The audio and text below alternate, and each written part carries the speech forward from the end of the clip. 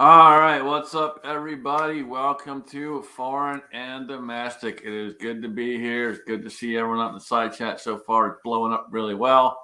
And I'm going to ask Matt, sir, if you would get us started off right. I would appreciate it. All right. I don't have a flag in here right now, but I will be looking at the one behind you, Scotsman. I pledge allegiance to the flag of the United States of America and to the republic for which it stands, one nation, under God, indivisible, with liberty and justice for all. Very well done. All right, thanks, sir. That Alan, what's is going on, man? oh man, I'm quite elated. I'm beside myself with what is underneath Matt's hat.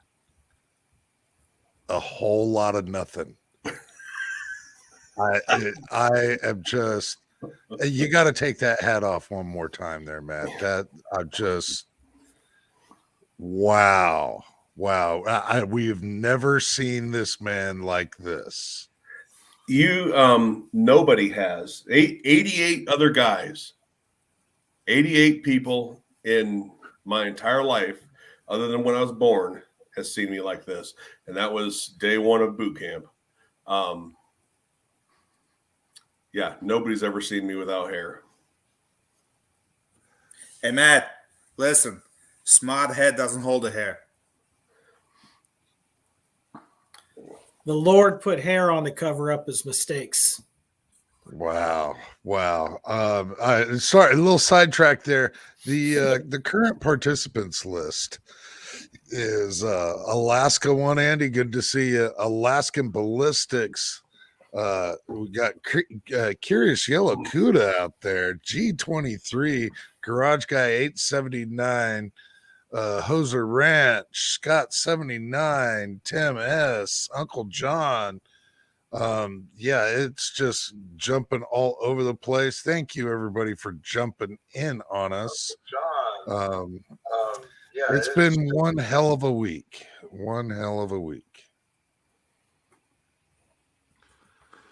Yeah, it sure has been. For those of you who don't know, this week we did lose someone in our community, a very dear brother to myself and a few others out here, and many of you guys out there in the side chat. But we did lose Midas Welby. He did pass this week, so it's been a very solemn week to say the least. I know a few people out there are really struggling. I'm still lost for words for it. Definitely a tough one. Really tough one. He was doing well last time I talked to him, and things were looking up, and then bam, out of nowhere.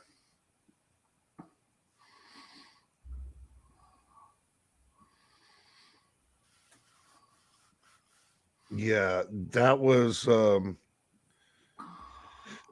completely out of left field, and all of us had finally breathed a little bit of fresh air when Midas started posting again,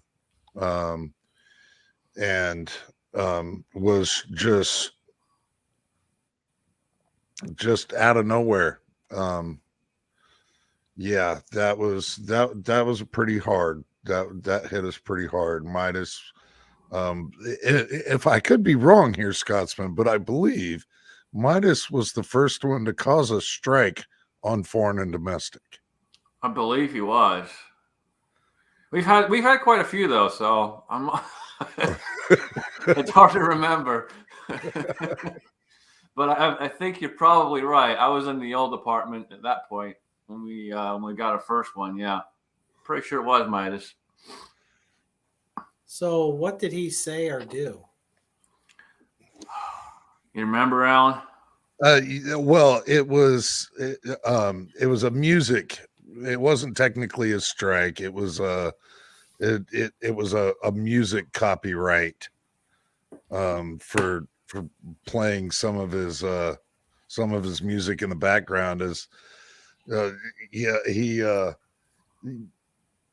he had this thing with music that he could go from one genre to the next at the flip of a light switch. And if you haven't watched Midas's videos, I urge you. There's a link in the description. Check out the channel, and just really put together a lot of really awesome videos. A lot of them with music in the background, where it was part of the whole experience on watching his videos. Absolutely, 100% right. What's going on, Daniel? Well, after binge watching Midas, yeah, I've kicked back and I'm going to get back into editing my videos here, because back in the day when I was editing, it was because of Midas.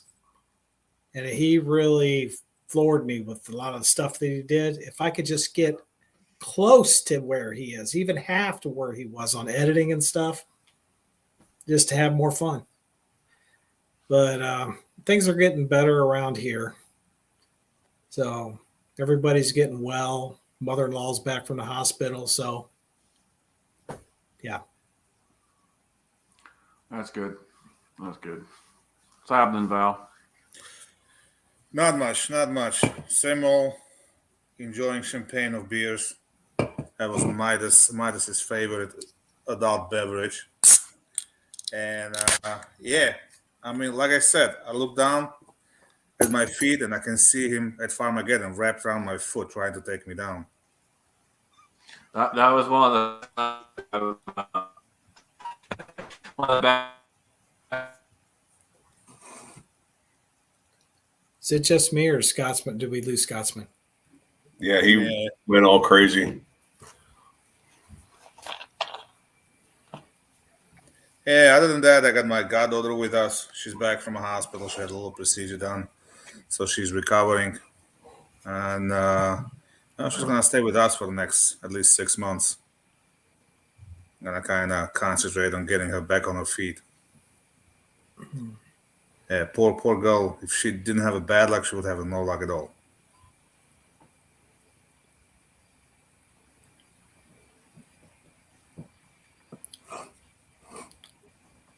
And RTT Guns and Gear. No. And there he goes. I honestly didn't know Midas very well. I knew him. I knew of him. Talked to him a bunch of times, but it was in short spurts. He always seemed like a cool guy, but I don't know anything about him. So, I mean, unfortunately, I'm the oddball out when it comes to that. For me, I had a great week, but that sucks anytime somebody that, especially guys, people that I know, you guys, and others that were that close to him, it still sucks, because I feel for you guys, definitely. Well, not knowing Midas, he would have been a guy that you really liked, I think. The guy was a backyard AK operator. He absolutely was a big fan of AK, and he was a big Glock dude. He pushed life to the limits. The guy had just this massive amount of charisma, and just never did anything 95%. Yeah, he never half-assed nothing. He would go balls to the wall and make it happen. He loved his ducks. He did. He had them trained well. Hated snakes. But As he should. He never harmed it.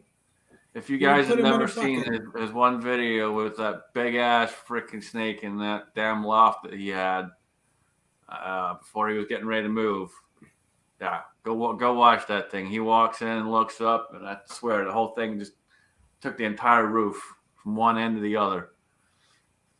Ridiculous. I think I remember seeing him in like my comment sections, stuff like that, and here and there on like live streams. I'm 1,000% sure he entered a number of my giveaways. I just didn't really know the guy.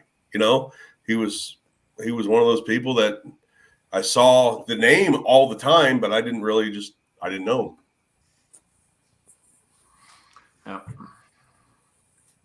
He was a party that only needed a place to happen. Whether brought the party, alcohol, yeah. He whether brought the alcohol party. was involved or not.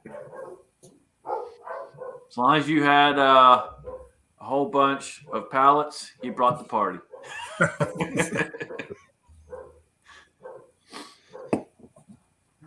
One of the best nights I remember was the same night you two were getting on each other. We had a 13 pallet fire, and that sucker was going high. It got so hot we were melting chairs and melting the side of the camper van. I slept through that. That was awesome. I went to go sit in my chair, and literally my chair buckled over because it melted. Jeez. I didn't fall, but because I saw the leg buckle, but yeah, it buckled right underneath me.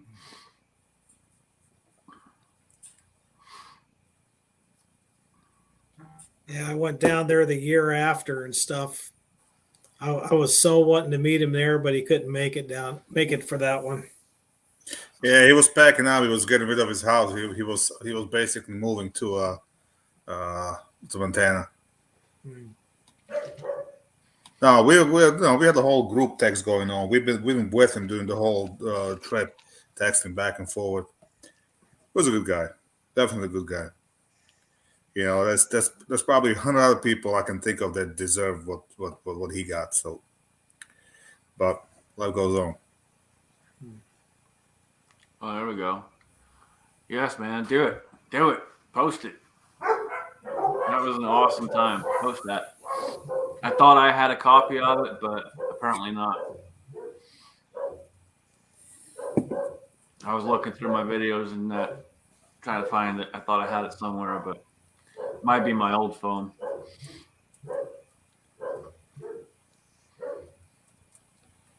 Okay, Walter Davis is out there. Supposedly, he brought it on my radar. January 23rd, and I kind of Googled it. There's I don't know, a protest, not really protest. What do you call it? Like a gathering against the vaccine mandates in the DC. March, yeah, something like that. Supposedly, a bunch of speakers over there. So I definitely want to research it because people are kind of happy because the Supreme Court ruled against Biden. But if you kind of do research on it, not really. It's not 100%. You know, they upheld part of it, so that's kind of. I think people put way too much faith in the Supreme Court. I don't like the Supreme Court as a general rule. Not that I don't support anything they've ever ruled on, but as a general rule, they're an unelected body of robe-wearing assholes that try to dictate what my rights are, and fuck them. But that's my general outlook on the Supreme Court. If they actually upheld justice in the Constitution, it wouldn't matter who installed them. It wouldn't matter which side of the political aisle put a Supreme Court justice in. With that said, are you talking about the fact that the federal mandate was kept in place or the mandate for workers that are in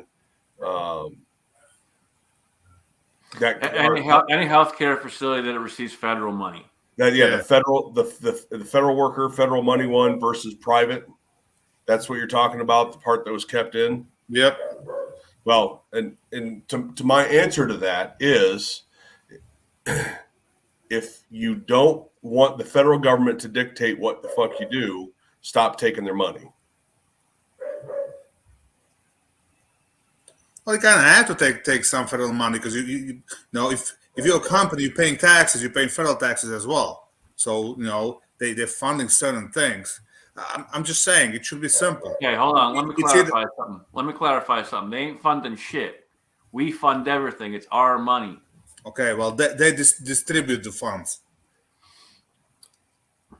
I'm just saying it should. That's how seatbelt laws got passed, state, across 50 states. Because there's a bunch of states that went, we're not passing that, whatever, 30 years ago. We're not passing that. And the federal government came through and said, well, that you don't get any more road money. They were like, all right, fuck it, we'll pass it then.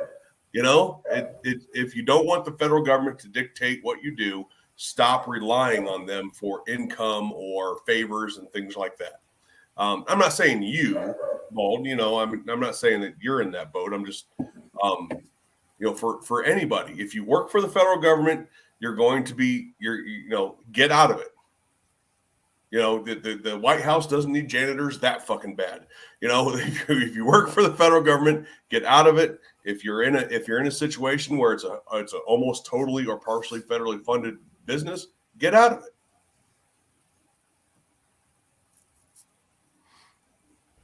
You got a point. I don't get shit from federal government, so all I get is mandates, and I generally don't follow them anyway.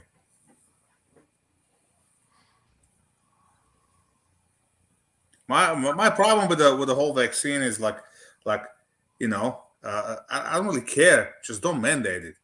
And the biggest issue is okay, you got to get vaccinated, right? So you get 1 shot, 2 shots from the get go. It was 2 shots for a vaccine.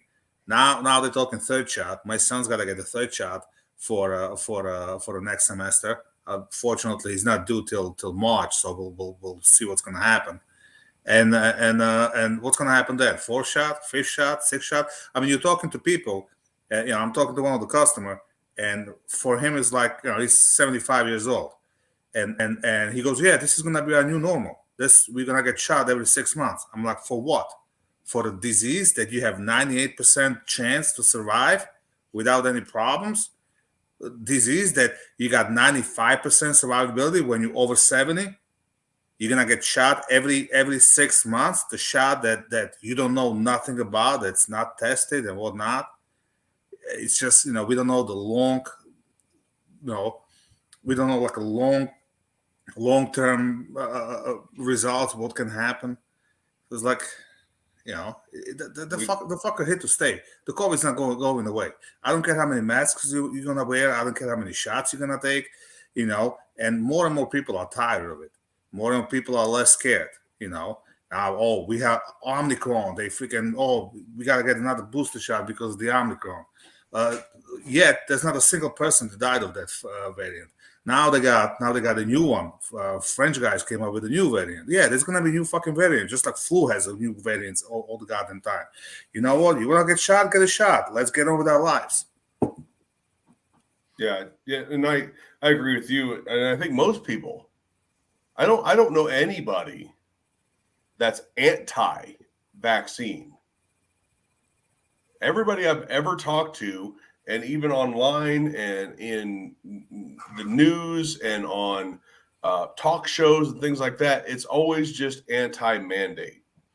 I mean, the regular flu has killed hundreds and hundreds of thousands of people over how long, if not millions, over how long of a stretch since they started doing the vaccines for the flu every year.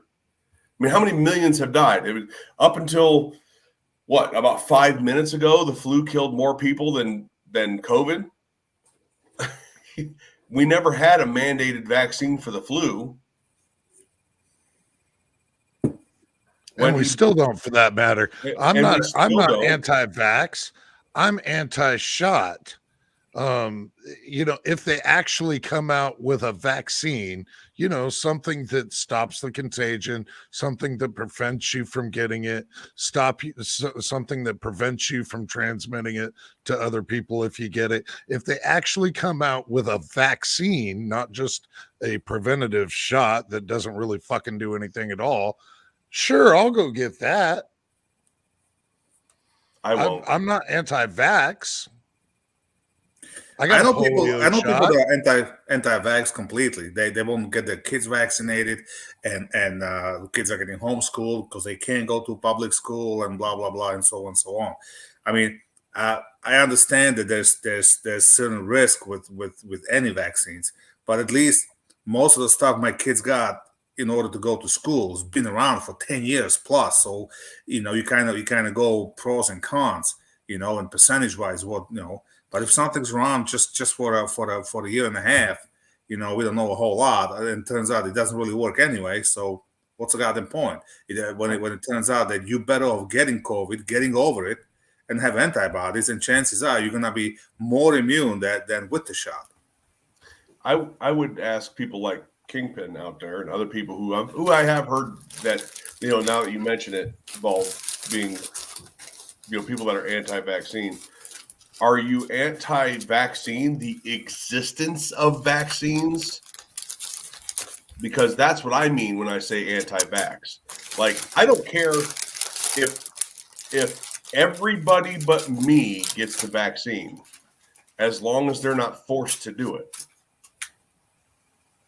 I don't give a shit what you decide to put in your own body voluntarily, as long as nobody's forced to do it.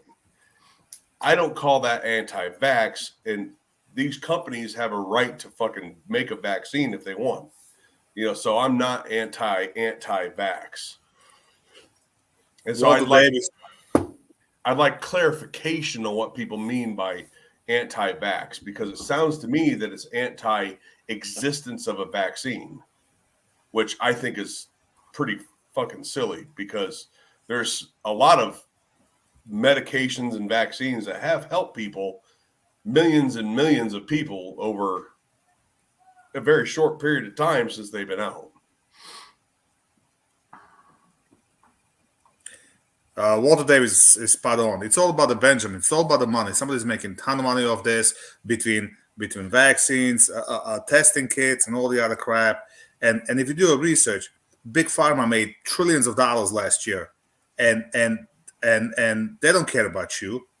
They don't care about the consumer. They care about the money. That's all. Otherwise, they'd be pushing for people eating healthier. They came up and said that 75% of people that died of COVID were pretty much obese, or had other underlying issues and all that. So why don't we fight COVID preventively? How about everybody drop a couple of pounds, stop being a fat ass, stop stuffing your faces with the goddamn McDonald's? Now you need a freaking COVID pass. What was it in Israel? You need a COVID pass to actually eat at McDonald's. Are you serious? Yeah, ban spoons first. Ban spoons and forks first, because that's probably a bigger problem than the other. Well, the biggest problem with the whole thing is no one knows what's in it. And we all know it's more about control. It's more about depopulation. And I can show you all kinds of evidence to support that. Shit ton of it. And it's just the whole point of continually sticking it in you is sticking it in you until you finally fucking drop dead. If you think the government's here to help you or guide you, you're dead wrong. All right. Me growing up in a communist Czechoslovakia, let me explain you one thing. Right now, and even that, we always had a problem with the gypsies. Okay, gypsies, they their own culture, and they don't live like us. So let's say the town that we lived, they would pretty much build them a small suburb area outside the town, and they live right there. And they build them like a brand new apartments, and they would destroy them. They would get rid of the central heating. They would get a wood burning stove, let the pipe stick out of the window, and burn the hardwood floors. That's just what it is. But the communists kept them under control. How? Simple. They wouldn't let them have too many kids. After second kid, the mother would get fixed right at the birth, whether she liked it or not. She probably didn't even know it, so they couldn't have any more kids. All that shit went away now. All right. And they're all over Europe like rats, causing problems. Go watch some news, do a little research. They all over Europe. They basically just the freeloaders. I have friends. There were gypsies that I grew up with. They were like regular people, and one of my best friends that I grew up with, he moved to Switzerland or somewhere, and that's a different story. But most of them, that's the way they live, and the government didn't care. They just did whatever. All right, let's move on to something else. We're dropping people like flies. Matt, you got some big projects going on, some behind you and that. What you got working on, man? Oh, that's just my messy shelf that's always there. No, behind this screen that I'm using right now is the project.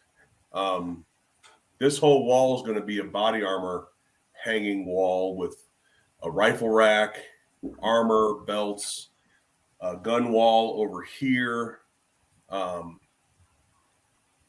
And that's going to be the eventual backdrop of when I'm live like this with you guys or myself, and for the indoor videos that I make. This whole room's getting a facelift, and it's starting with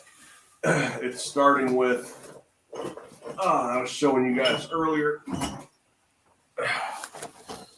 So I'm gonna make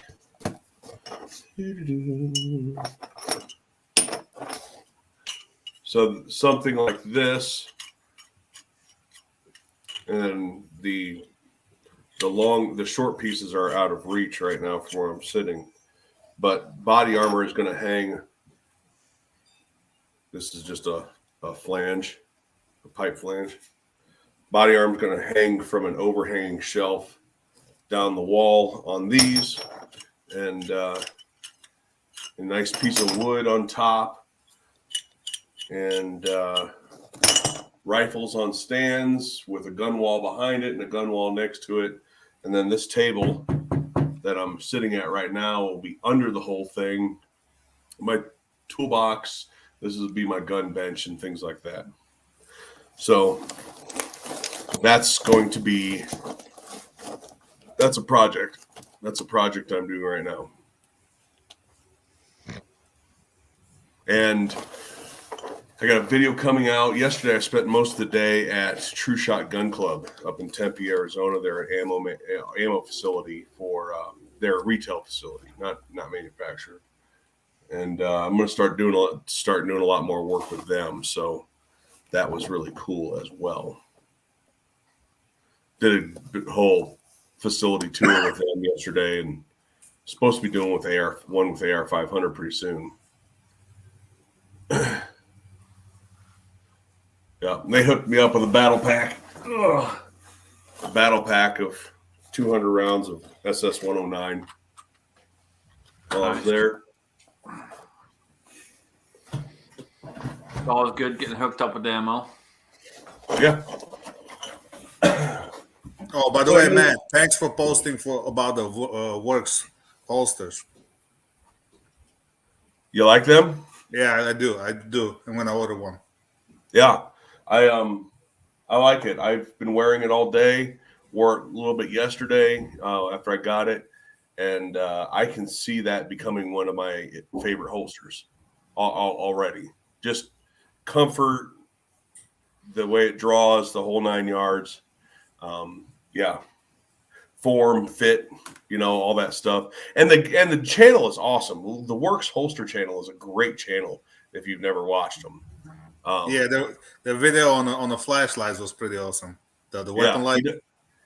He does a lot of great flashlight testing with all the real stuff too, like the meters and the to measure lumen output, candela output, and then he does other various testing as well. And that's pretty much that's their thing. Like their thing is they specialize in holsters with lights, for guns with lights. And I think they're pretty damn good at it. Yeah, I love Harry's holsters, but he doesn't make any with the lights on. So I've been trying to tell Harrison that for, I think it's been 4 years or 5 years ago was the first time I talked to Harry. And I'm like, dude, lights, let's get some lights in these guns. And last year I talked to him on the phone. He said that he was looking to get into it, but I'm not that much of a huge fan of the lights on the EDC guns, but that's just where I live and how I carry.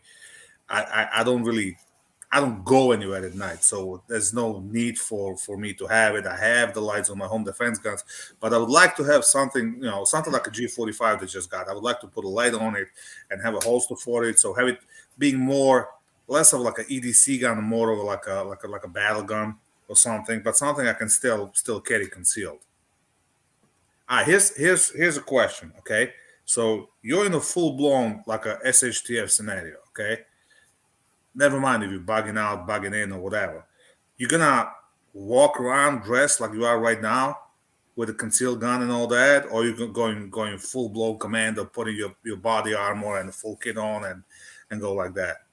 Oh, I absolutely have my armor and war belt and all that shit on. I mean, when people are freaking, I mean, it's one thing to be, having to, concealed carry, you got 15 rounds on you or something like that, 15, 20 rounds on you to fight off the potential attacker, that's trying to rob you or assault you or something like that. It's a whole nother ball game when everyone is freaking out, and everybody's after what you have and you're after what everybody else has, likely.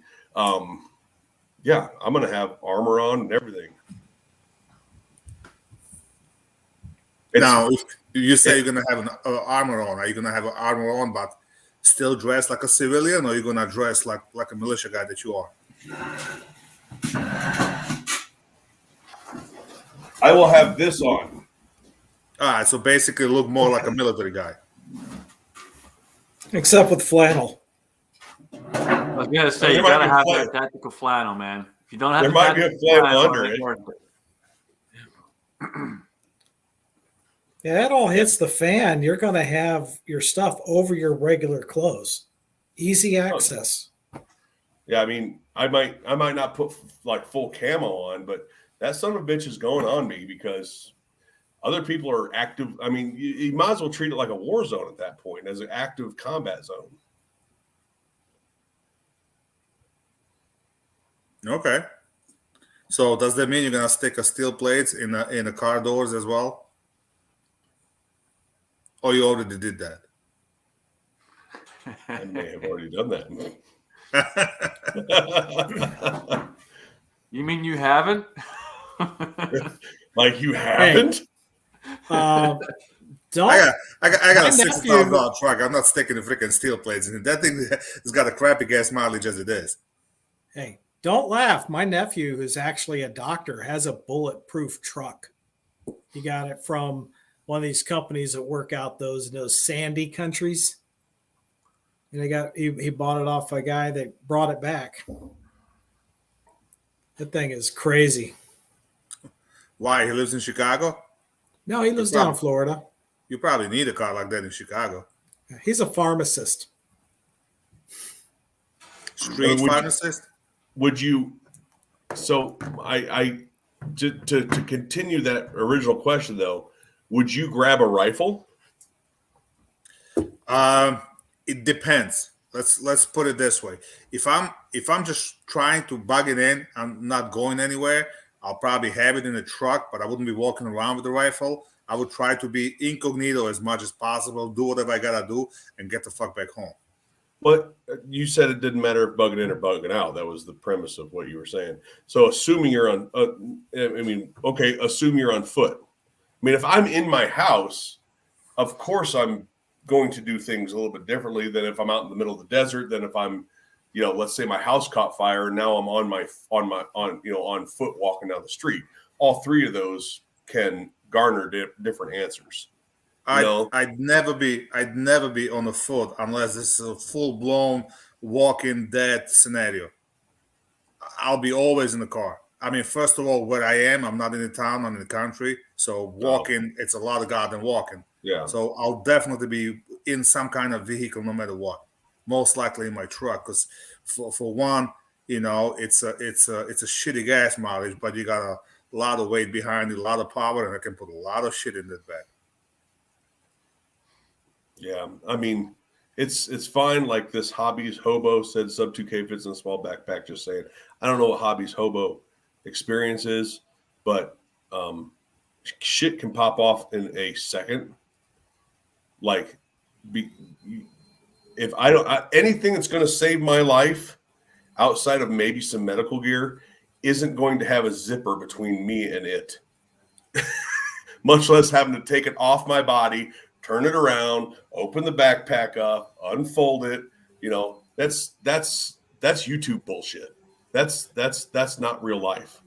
Well, and I was kind of actually curious, and I was going to ask you if you ran any kind of flat pack on your gear, or even like a camelback, or just a straight flat pack just for miscellaneous. This on that piece of armor I do. On another piece of armor I have just hydration. On the other one there's slick back, and I have a backpack that has like food, change of clothes, smoke, a couple smoke grenades, things like that in it. But like this one here is just hydration with an extra pack to put. Like I have flex cuffs in it right now.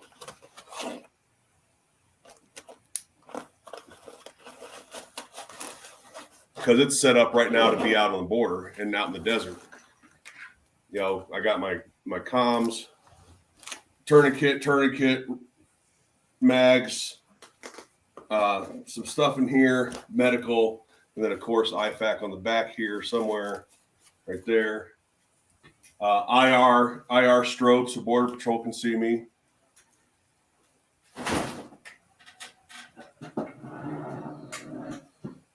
You know, not all of that was going to be the same for everybody, obviously, but yeah, there's a pack on that, or a hydration on another one, and the other ones are slick back, and I have a multicam backpack for various things, but I would never stick a gun in one of them.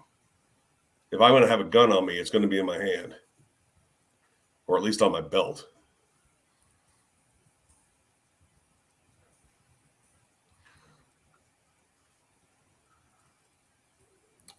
So Anna's got a question out there. If you're away and your car doesn't work and you have to get home, that's the old EMP situation. Oh, whenever I'm out more than 30 miles away from my home, I have a get home bag. It's got water in it. It's got food. It's got moleskin for blisters on my tootsies and extra ammo, change of clothes. And then it's groomed for the season. Right now for the winter, you're definitely going to have some those heating packs. Lone Company, what's your question, man? Go ahead and ask Mr. Baldwin. A Baldwin.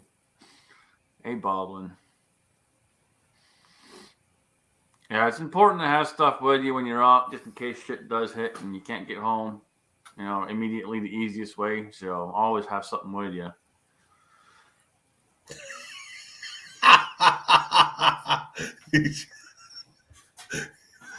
No, did you see he put the question in? I did. I saw that. I had to throw the other one up just for shits and giggles.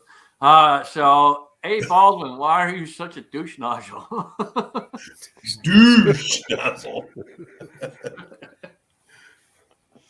Well, I wouldn't consider myself a douche nozzle, but if I was, I would probably know how to spell it properly. I think what he was trying to say was he says a douche. Well, there's no shush. Yeah, there is a shush. Yeah, he spelled it right. Emphasis on the oosh. Like when Val, you're talking about vehicles, and somebody else out in the chat room says about, you know, what if your vehicle breaks down? Like my group, we plan on the vehicles either not being able to be used because of congestion, because of road congestion, or a potential breakdown or crash. Being out in the country, out in rural areas, it's a totally different story. I live in town. Basically the plan is that to pack as much shit as you can. But I have various things that I can carry for a certain amount of ammo and water and food and like that, in case I need to go on foot, and then booby trap the rest of it. So where do you go?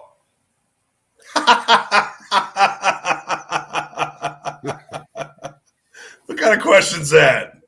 Yeah, Thor, a CZ and an AR.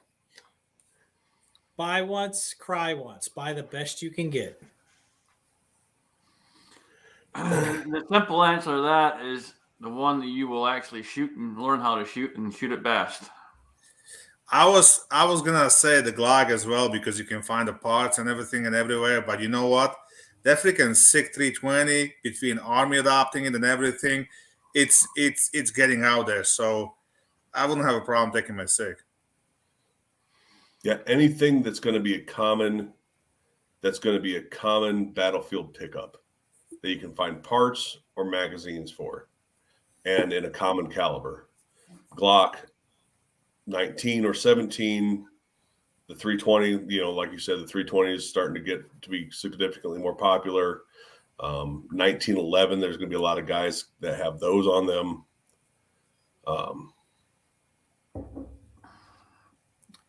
Probably not a CZ. Hey, you go, like Scotsman said, you go out there, you practice, you train, you shoot a lot. Your first gunfight, you're going to pick up a Glock. Your second gunfight, you're going to pick up a SIG. All right? Get out there and train with your gun. But if you come up against a guy with a CZ, you're dead meat. I mean, we have video evidence. We have actual video evidence of three different guys, shooting the Glock and having 10 fails in 4 minutes. Yeah, man, you dropped the ball on that one. Yeah, I've never seen another gun, because you remember that same day and all those malfunctions, that after those were over, it ran flawlessly the rest of the day, which is something that you guys seem to routinely leave out. So that gun was just camera shy then, huh? If they're lying if they say otherwise, but the rest of the day, there was those 2 magazines. Those first 2 mags had malfunctions. The rest of the day, there wasn't a single malfunction without cleaning, without doing anything. 3 mags. 3 mags, but right at the very 3 beginning. mags. 3 different ammo, 3 different shooters, and you put it away before you destroyed it. You were going to let us do a review on it. No, we kept shooting throughout the whole day. Is it on video? Oh yeah, if it's not on video, it obviously didn't. Remember, we got the video evidence. The video. But I've also never seen any other gun other than an AK run that was that fucking cruddy and fucked up. See, the lesson here, people, is simply this: don't be like Matt. Clean your guns. Clean your guns. Yeah. Yeah. Clean them. And take the firing pin and the extractor stuff apart, and that sand stuff out there in Arizona gets in there. For those of you guys who don't know, there's a spring and a rod that are held in by the back plate on the slide of a Glock that keep the tension on the extractor. That's supposed to move freely in there. I took my back plate off. I had to get a knife under the spring and pull, drag the fucking spring and rod out. Why am I not surprised? Another common issue on a Glock is the actual extractor wears off. So I had a buddy. He was a big Glock guy. He switched to 6.2, and he was shooting, what was it, Glock 34. it had the freaking tens of thousands of rounds on it, and all of a sudden they start having the stovepipes while after while. And we were somebody at the match, and somebody basically took an empty case and stuck it behind the extractor, and it wouldn't hold in place. So lo and behold, you got a new extractor. Yeah. Problem solved. And like you Now- said, I mean, this isn't something that's going to happen to the average weekend shooter. They're never going to get to that amount of rounds. I've had to change extractors as well, but I have in just the two of my existing Glocks that are here right now, probably 35,000 rounds between the two, and then another 50,000+ rounds between the ones that I've sold. And you haven't cleaned those other two yet? No, they've been cleaned. No, Okay. as far as wear and tear. As far Hey, as my wear and tear. He did his yearly cleaning already. He told you about that. He had to get the knife in there and all the rest of it. He did his yearly cleaning. Well, Hey, Matt. Hey, he took it apart, he scraped it with a butter knife and put it back together. okay, do this. Look up light primer strikes and take a look at what videos on there. 90% of them are Glocks. And then you'll have like a SIG, Smith and Wesson in there. But I was looking at it because I'm researching it today because there's an issue I'm trying to figure out. I found one on CZ, and that was on the old original PO1s that had the NSN number for light primer strikes. But I mean, just about is like bam, bam, bam, one after another videos on Glocks with light primer strikes. And the Hey, rest Matt. of them were striker fire. Hey, Matt, my Grand Power Excalibur, my competition gun's got probably 30,000 rounds on it, and everything's original on it. Just saying. Yeah, my Gen 2 G19, the only thing not original, and it had about 40,000 on it when I sold it. The only thing it had that was changed was the trigger spring, because I at some point in time, couldn't remember it, maybe two or 3 years before that, had broke the hook off the trigger spring. But Hey, yeah, George I mean, X got a nice to question. yes, somebody out there said, I hope you're sitting down before you fall off your chair because you drunk so much. I really hope so. Let's see. Let's see. Let me see if I can find this question. Where is it? Oh, we're both fighting trying to find the question. There you go. What firearm have you had that's had the least problems or had the most problems? Well, I'm going to go first. As much as I love Grand Powers, there's a breaking period. I had issues with my Excalibur in the beginning, and I was kind of pissed off. After a while, everything smoothed out, and you know what to do runs fine. The one gun, I had zero issues, and it runs any crap I throw in it. Doesn't matter the length, doesn't matter what. I almost never clean it. If I drop some oil in it in the middle of the match, I did that, is my X5 Legion from SIG. I mean, that thing just runs no matter what. I haven't tried like dumping it in the sand and all that stuff, but like I said, I almost never cleaned that thing. I was literally in the middle of the match, and the slide was sluggish. I just dropped, put a couple of drops of oil, run the slide, good to go, finish the match. So as much as I want to say a Glock is all that, I got really good experience with the SIG. so least amount of problems, just pistols, because least amount of problems would be my GP75 AK.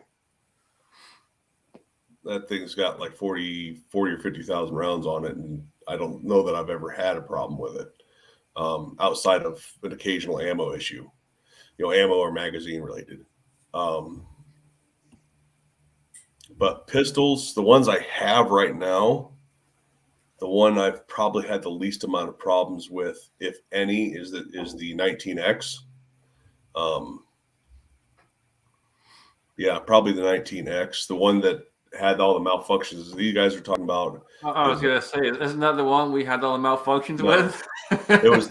It was the one with the dot on it and the aftermarket slide, aftermarket barrel, and all that other shit. Okay. Yeah, that's the one that we had all the issues with. The 19X is probably the least amount of problems, if any. And I don't know. I know I've had a couple stoppages, but I can't remember if they were ammo or magazine related or ammo related. The one I've had the most amount of problems with is none of my pistols. It's Palmetto State Armory. Everything I've ever owned from them has been half a fucking dog turd that needed new parts or QC'd or rebuilt or anything like that. Only half a dog turd, not a full dog turd. Well, somebody ate the nuts out of the other half. So, Gotcha. There's my brother Ebony whiskey, and it's spelled right. Good job.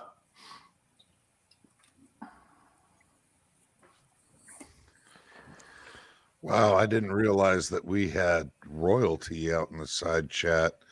We do have quite a bit of royalty actually out there. Two Live Moo, Alone with Company, Big Al, Ebomi, Fuzz Fork 8, Gunpowder Beauty, James Pollard, Josh Benware. I'm sorry, Josh, you weren't present. You didn't win the prize. Paco Loco, Thor's Axe, Uncle John, Vanessa Kitty, Wes S. Yeah, I am very tongue-tied, and this list is jumping all over the place.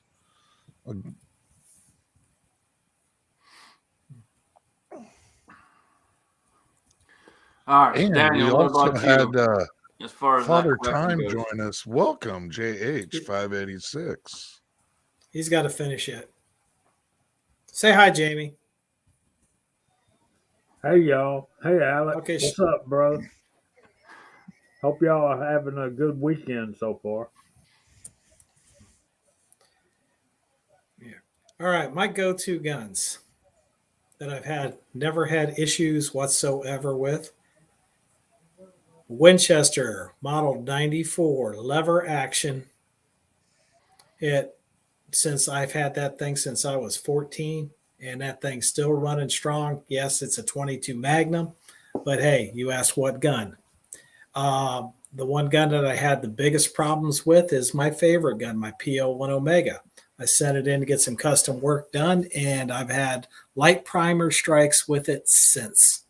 So I'm checking out some few things because it might be something I did. Using a little too much oil, or just got to clean out that firing pin issue. I just got to go in there and start looking at the eliminations. Oh, hi, Cranky.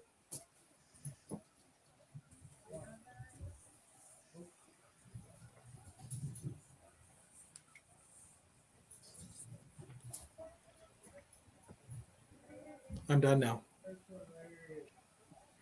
All right, Alan, what about you, brother? What's the one you've had the most issues with? The one that I've had the most issues with, actually, I'm kind of at a for loss there for the most issues. It was a Glock. It was a Glock 19, and it was so bad that I got rid of it. I couldn't stand it.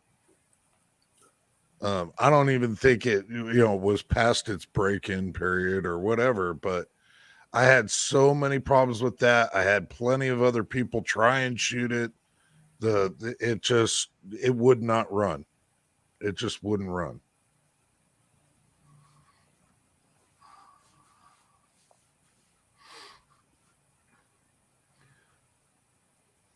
All right, Jamie, what's the gun you've had the most issues with?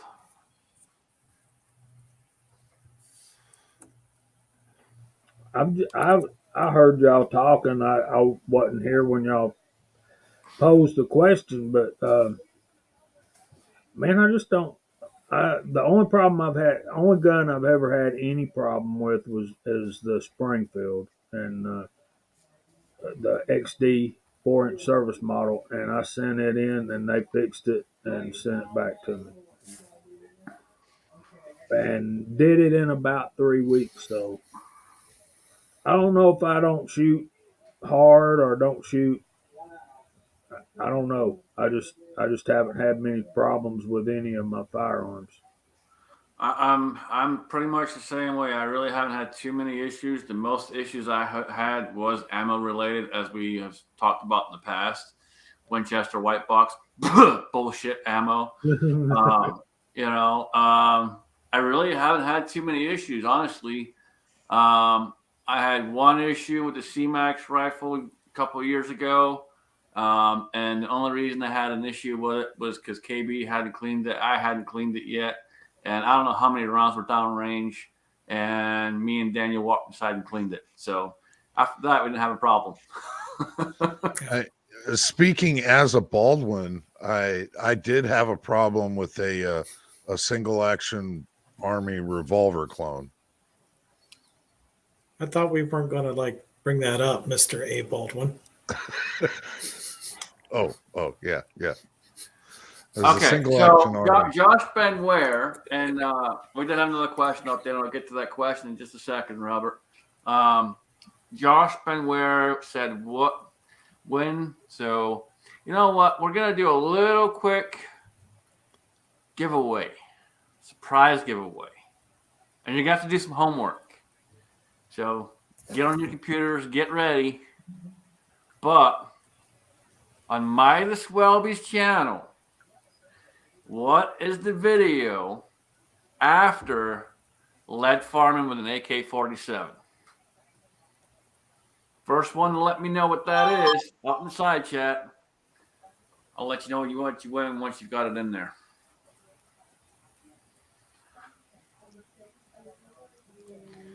All right. The video after lead farming at Armageddon. All right. So we had a question about there from Robert Stevens. And Robert, just so you know, buddy, I'm going to get those grips out to you this week. Probably Tuesday or Wednesday. They'll go out in the mail. But he asked, how do you feel about backpack shotguns? So what are you guys' thoughts on those?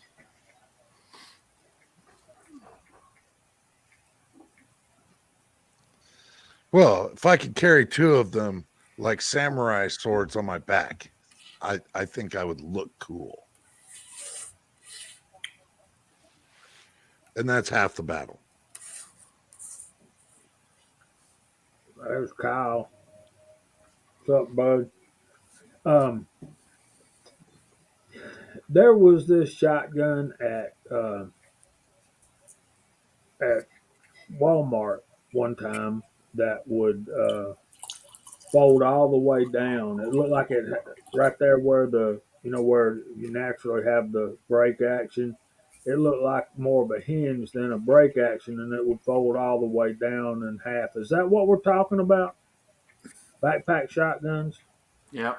I can't remember the. I can't remember. All right. Josh Benware is the winner. Congratulations, brother. You have a Dylan calendar coming your way. He cheated. Why would you waste the Dylan calendar on the Josh? He doesn't reload. Really? Yeah, that's the Hatfield garage guy. Thanks, buddy. Oh, did he get it first? Hold on. Oh, okay. No, sorry. Reloading from the hot pot got it first. Okay. You got a Dylan calendar coming, buddy. He's blind. Is that Dylan calendar in Braille? Yeah, you're right. He was, the Josh was first on a YouTube, but if you look on StreamYard, reloading got him. Yeah. They have a delay between the two. So yeah, reloading got it. So Gene, you got the calendar coming, buddy.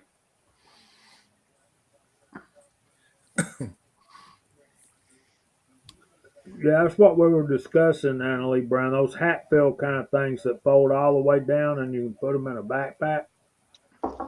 Walter Davis says that it was a Rossi 410.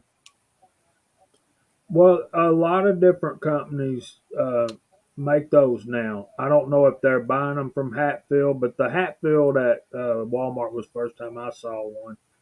And our buddy MCK and Scotsman will tell you this: you can buy inserts to go in those things, and kind of turn them into like a like a handy rifle kind of thing. Of course, I don't know how well they shoot or anything like that, but Years ago on the farm, who was it? Bobby? Bobby Solar had one. Single shot. I think it was an H&R. And he had a 9mm conversion insert, and it shot okay. I'm not going to say it was super accurate by any means, but in a pinch, if that's all you had, I mean, it could get you to the next gun that you need. So, But wouldn't you be better off with something like a Shockwave with a brace on it? You know, like they make those braces for the Shockwave, and it's folding, so it's really neat, small package, and you can actually put 3-4 rounds in it or something like that. a lot of people struggle with those. A lot of people struggle with those. They're not super easy to control. I mean, I've shot them. I've never had an issue with them. I had one guy a few years back come into the range, and he was scared to shoot it. You remember? He's standing there, and he's like freaking out, doesn't want to shoot it. And I walk up to him. I'm like, "You okay, man?" He's like, "Can you shoot it first? I just want to see what it does." So I walked up there, and I shot it, no problem. Well, once you have a brace on, it's basically like a small like a short barrel shotgun. Yeah, this one didn't have a brace on there, but I think that was more kind of the reason he was a little anxious on shooting it. But after I shot it, he went up there, started having some fun with it. Biggest thing with those is just kind of really watch your muzzle, because it's hard to determine where you're going with those because of how short they are, especially if you're trying to one-hand it. We still talking about guns with problems? No, we're talking about the fun guns. We had a question in the side chat about backpack shotguns.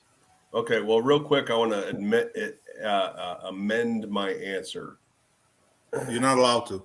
Oh, that's too bad. For pistol, and I completely forgot about it until just a few minutes ago. The one that I had the worst problems with is a Sky CPX2. Well, you get what you pay for. That thing would not run more than 2 rounds at a time. Okay, so a Sky, Skies years ago. I hate saying years ago all the time, but this is when I dealt with them. Someone on the range was out shooting, and the entire fucking slide shut off the fucking gun. Don't buy Sky pistols, please. Do not. Hey, Scotsman, you were at the farm when we shot the Skittles out of the Shockwave? I believe so. I'm not sure if I was standing there when you guys did it, but I'm pretty sure I was there when you guys were doing it, though.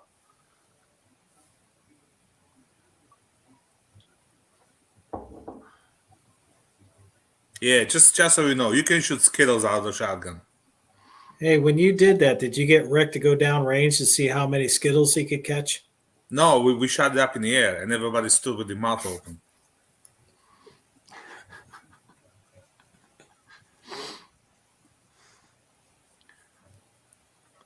We did it twice. The first time we basically I dumped a lead shot and filled the shotgun shell with Skittles, and it just turned to dust. Second time we dumped the powder as well, and we just left the primer. So that actually made the Skittles rain.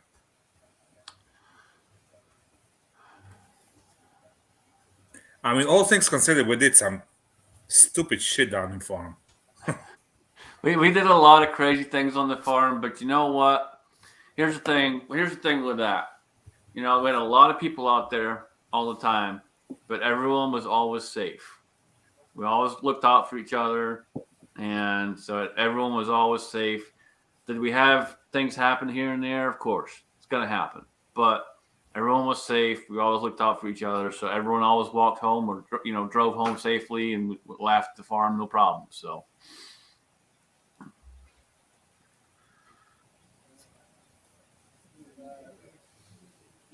Yeah, you can do a lot of stuff with shotguns. They're more versatile than a lot of people give them credit for. You can buy the whole set of inserts. You can put in like a double barrel or break open shotgun, and you can pretty much shoot any pistol caliber in it. They about 3 or 4 inches long, so it'll actually give you decent velocity as a pistol. And you can buy the whole set for like $200 or something. They will make them for like flare guns. It's just I just shotguns really underrated. The ones I've seen are like 12 to 18 inches, man. That's even better. So that can loaded correctly, correctly loaded ammo could make you some pretty dang accurate shooting right there. Okay, so we have the Mossberg chainsaw. Has anyone seen the Mossberg chainsaw? Okay, so Matt, you're shaking your head. So what do you think of it? I have one. That's my shotgun. Okay, so what do you think of it? It's a great gun. The original design is fucking retarded. I got rid of the chainsaw grip and the pistol grip, but it's a great functioning firearm. And I like the breaching choke on it, or the breaching barrel on it. But it was difficult to use with the original over the barrel chainsaw grip thing. It's at least I don't know what the cost now, but it was too expensive at the time. I paid more for it than what I should have. But it's just got a Hogue grip on it, or Hogue stock and Hogue forend on it now, and a 6-shot side saddle. It's a great tactical shotgun, 18 inches with like I said, that little short spiked barrel on it. Okay. Yeah, I mean, I don't shoot shotguns much. So, I mean, it's not like, there's some people out there that shoot like competitive shotgun stuff and hunt all the time and have, thousands and thousands and thousands of more rounds through shotguns than I do. But I've never had any issues with it. But yeah, it's a great little shotgun. Yep. Okay, good deal. Yeah, we know the farm's no more, Akuta, but there'll be another, I'm sure. We'll figure something out one way or another, whether it's Pops or one of us. We'll figure something out. There'll be another farm. Farmers always stick together, brother. So Walter Davis is talking about 3-inch 12 gauge. A buck is nasty stuff. 3.5 inches is really nasty. Listen, man, I shot 3.5-inch 12 gauge turkey load once. That's it. My shoulder just started hurting when you were talking about it. I know, right? Yeah. Hey, you shoot a gun, you got to be comfortable with it. You don't want to be afraid of the gun or knowing the gun's going to hurt you. You're just not going to want to shoot it, practice with it, and you're not going to be proficient enough with it. Not just that, you're going to subconsciously be flinching. Hey, do you guys know what starts tomorrow? Monday? No, RTT's most favorite event on the West Coast. Come on, man. You know this. SHOT Show. There you go, SHOT Show. And if it wouldn't be for the stupid mask mandates on the planes, I'd be in Vegas right now, talking to you from a Caesar's Palace. Well, we're glad you're not. So. No. SHOT Show is a great event. Love it or hate it. I mean, you have 100,000 square feet of guns. It's a playground. It's funny. The ATF posted on Twitter that they're going to be at SHOT Show. Come see our booth.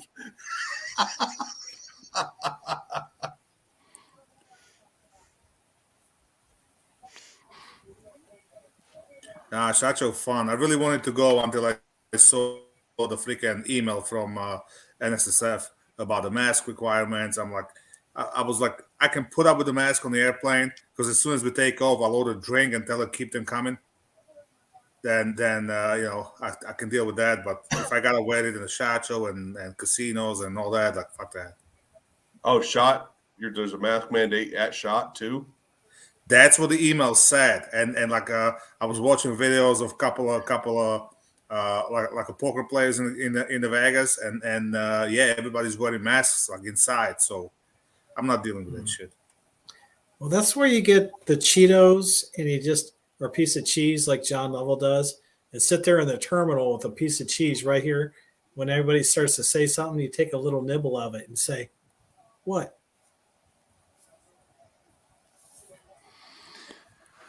All right, back to guns. Well, the shot show is guns. Plus, this year a lot of big players pulled out. So Daniel, you did bring up a good point, and I was walking away for a second, but you did bring up a good point. I did hear what you were saying too. You want to be comfortable with that firearm. You don't want to be scared of the firearm. No matter if you're gonna go big bore, work your way up if you've never shot one before, because you want to be comfortable with what you're shooting. Mm-hmm.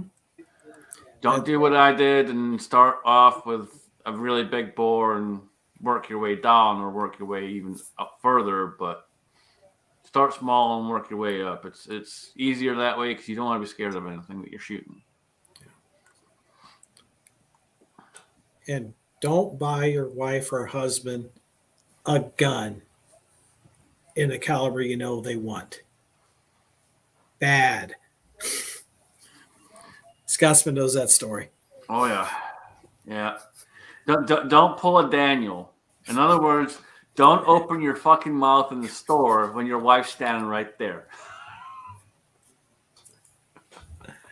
Oh, she bought me one. I bought her one, and I guess we both ended up keeping the one we bought for the other one because it actually worked out.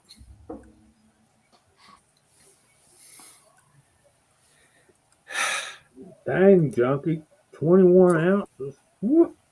so what's a big caliber you started on, Scotsman? I started on a 44, which isn't huge, but it's still a big bore.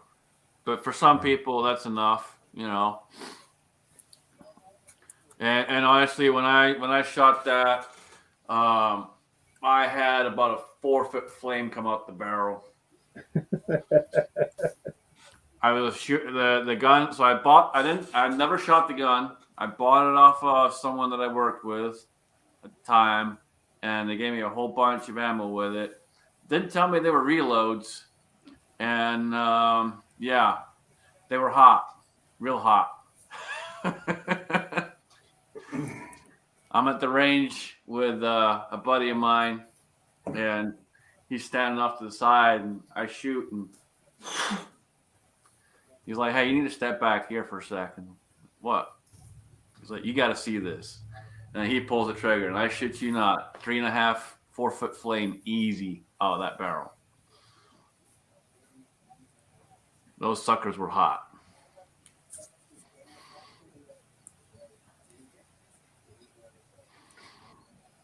As far as rifles, the first rifle I shot was 30-06.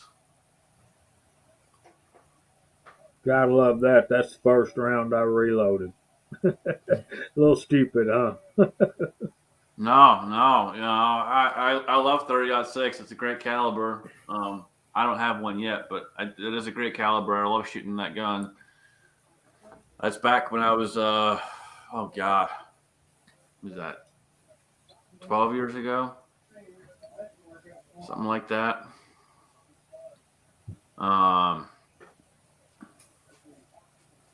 Yeah, we were up in the mountains and blew up TV and some other shit. Good time.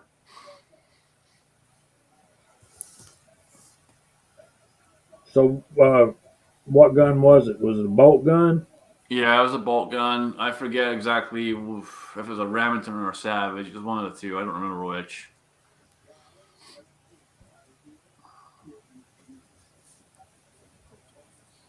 That sounds like a pretty good schedule, Wes S. But my 6-year-old granddaughter has a little Daisy BB gun, so yeah, I hope to get her interested.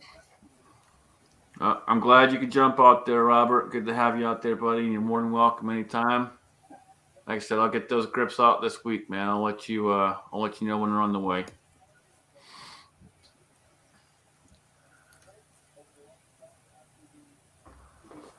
Yeah, we got Scotsman and I. We got to watch that little BB gun in action. Yeah. How'd you Yeah, like that? once we figured out the hold on it, we were hitting every time. I had to figure out the hold on that. I was not thinking I should have videoed you guys shooting that, because that would have been such great blackmail material. No, it's good though. It makes you think, because again, like I had to figure out the point of aim on it. I had to figure out the hold on it. Oh no, I'm just talking about it's a pink gun because it's a young lady. You know what? If all you have, if all you were to have is a pink gun, then shoot the pink gun. It's teal. Not pink, it's teal. Well, I'm colorblind to pastels, so it was pink. Okay, then. I'll paint that sucker in the morning. Oh man. I had my first gun was a Daisy BB gun. The old part when you cocked it down like that. I remember those. I had one of those Yeah. too back in the day. When you first got them, you had to stand there both hands on the ground and put all your weight into it. But at the end of the summer, you're like, makes a man out of you. There's Uncle Dan. What's going on, buddy?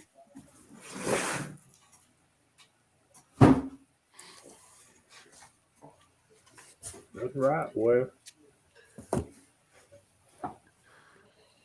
Yeah, man. I used to get people ask me when I'm in the shop, is it stupid that I want this pink gun, or is it stupid I want this blue gun, or whatever? No, it's still gonna kill the same. They don't have any resale. That's all you got. Doesn't matter. I mean, but if you go to resell that thing, they don't hold their value like the other guns. Well, see, the thing in gun values, that's a really loaded question, and I don't mean the pun, but I kind of do at the same time. But it is a very loaded question when it comes to gun values. It really comes down to the quality more than anything. Unless you have something military related, old school military related, or an old school Smith, or something like that. Newer guns today, they're just like buying a car. You drive off the lot, you lose 40% right off the bat as soon as you walk out the door. Guns are like real estate. It all depends on the market, timing, and the buyer. So it boils down to. I've had some guns, I literally was able to sell it for what I paid for it. So it just depends where you're at, who it is, the market at the time, all of that. There's a lot of different factors that come into play. Like one, I can look up a price here in this state. Say Jamie calls me and says, "Hey, I need a price on this gun. Can you let me know what it is?" I can look it up here and figure out what it's worth in this state, but that's not going to help Jamie, because in Jamie's state, where the market is different, it could be higher, it could be lower. So depending on who's calling me and asking me, I'm going to look in their area, their general area, and try and figure out for their area. And then if they're going to go ahead and try and put it on something like Gunbroker and sell it across the nation, that's a whole different ballgame too.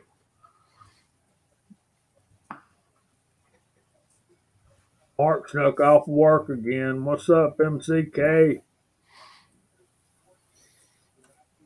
I've never not been able to sell a gun for either close to what I paid for it or more. Why would somebody pay you more for a Glock? I never sold it. Well, no, the one Glock that I sold had like 40,000 rounds through it, so I sold it for considerably less than what I probably could have if it was newer. But yeah, rifles and whatnot. Well, I've always been able to get either close to what I paid for it or more. Yep. Now, here's a serious question. Okay, you hit a lotto, and I mean you hit a lotto for $100 million. Not like when I hit a lotto, I came home and told my wife, "What would you do when I hit a lotto?" And she says, "I'll take half and leave you." I say, "Okay, I want $40. Here's 20. Get the fuck out." I mean, you hit the lotto for $100 million. Okay, what do?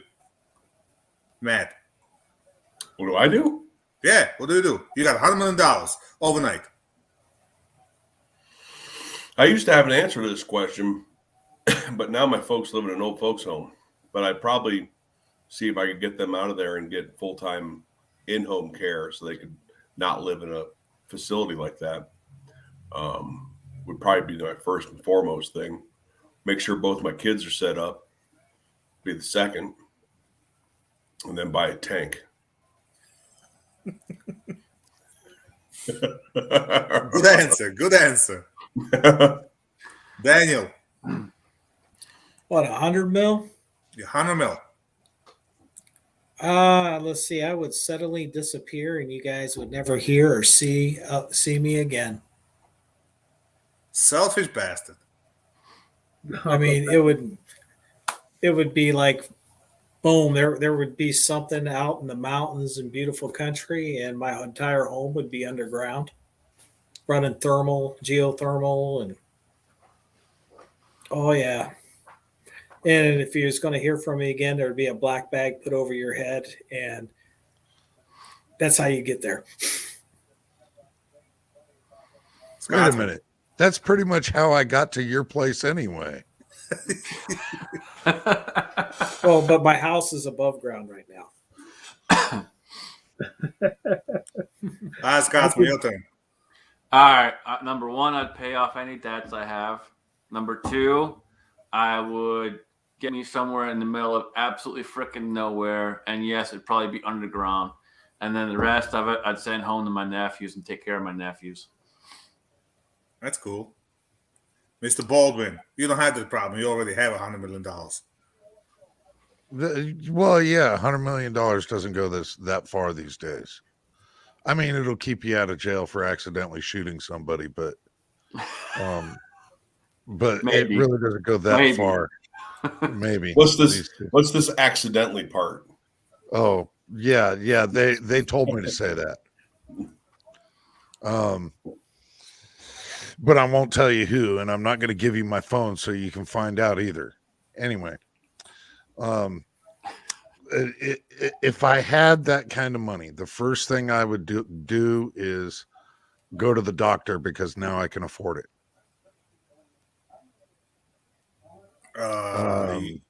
There's a thing called health insurance. There's a thing called I don't trust doctors. Don't waste your fucking money. Right. No, I would probably not have a clue at all what to do with it because I don't dream outside of the reality. And I don't have family that cares about me anyway, so. You, sir. So we just learned that Alec Baldwin's life sucks. He's a miserable fuck. Okay, let's move over to Jamie. I would probably just keep hanging out with you guys till it was all gone. Because it'd be all his wife would find out and she'd have it and it'd be gone. I've looked at that thing before if I ever hit the lotto or something, and it came down to it, I wouldn't want to hit the lottery. You know how many headaches and everything that kind of money brings on? No, there's ways to get around it. You can create a trust and whatnot, so your name doesn't get involved. There's ways around it. No, with that kind of money, there's ways you can do. It only takes one person to let the cat out of the bag. Then you got to worry about your kids being kidnapped or your family, something happening, being robbed, stuff like that. It's not worth the headache. There's a ways around all that. You know, I would what I would do is I would just go about the life as normal. In the meantime, I would buy a freaking 1,000 acres in the middle of goddamn nowhere so I can run around naked and do whatever the hell I want. And then after about 6 months, I would just set the house on fire and move the whole family down there. Okay, so Daniel, can you explain this one to me? Fuzzy has this huge freaking hard on for getting you fitted for a kill. What the hell's up with that? I think Fuzzy's Apparently he wants your measurements. I think he's off his meds. I think he's trying to get me going because I always, talk about how sweet and sour cat goes great with rice. He said it in the video the other day, and he's been blowing up the side chat constantly trying to get your measurements, dude. Ain't gonna happen. You'd never see this guy in a dress. I would seriously, if I had that kind of money, I'd build us a hunting ranch where we could all come out and shoot and hunt. But no shooting during hunting season. Only shots fired are for sighting. No, it would be a private island. I would get my pilot's license, get my own plane, and we would have the new farm. Yeah, you'd be out of money by then. So I kind of got lost in the whole farm thing a half hour ago or whenever you were talking about it. Who lost what farm? What's going on with the farm? If you go look at the old videos, there was a place called Farmageddon or Farmageddon. Yeah, I know Farmageddon. Yeah, so that's what we're talking about. That's the farm. Pops went ahead and sold the farm. He's been downsizing and kind of getting some things in order and downsizing, so he ended up selling the farm.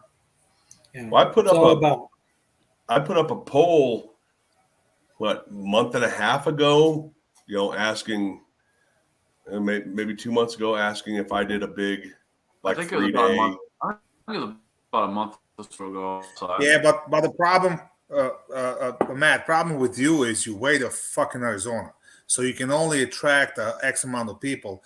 The nice thing about Pops before he turned asshole was that it's 14, 15-hour drive. For me to drive to Arizona is like, forget it. You know what I'm saying? So because there was a lot of people. There was a lot of people that selected would love to go, but realistically couldn't. And of the percentage of people that responded yes, that was like 6 people. Well, that's what I'm saying. The problem is I would love to do it, okay, but I'm not flying with the amount of firearms I'm going to bring. And realistically, to drive over there, it's way too fucking far. Like 15, 16, even 20 hours, I would do that. Anything above that is like it's really non-realistic for a weekend. I drove to a Microtech 3-gun event, and that was like a freaking 12 or 13-hour drive. So I left on Thursday morning. I drove all day. I didn't get there till 9 o'clock at night.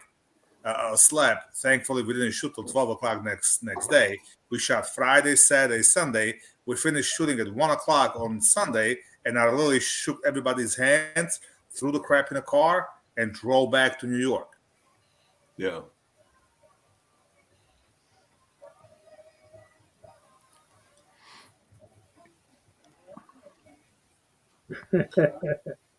There you go. You got Uncle Dan.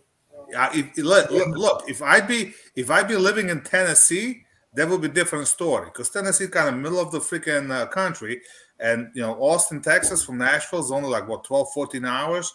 Arizona's not out of question. That would be a different story, Well, hey, Baldwin, how long did it take you to drive from your place to here? It was like 11 hours, wasn't it?